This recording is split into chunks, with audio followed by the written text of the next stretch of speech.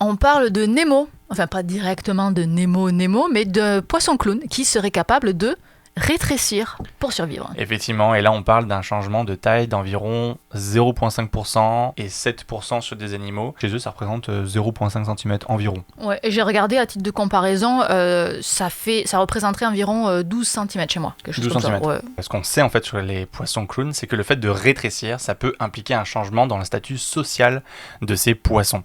Si tu prends un petit clan avec un couple, quelques congénères, c'est toujours la femelle reproductrice qui va être la plus grande. Vient après le mâle reproducteur, un petit peu plus petit, puis ensuite les dominés, entre guillemets, qui sont plus petits également. Et si jamais la femelle meurt, eh bien c'est le mâle qui va devenir femelle, et le deuxième plus grand mâle va ensuite devenir son partenaire.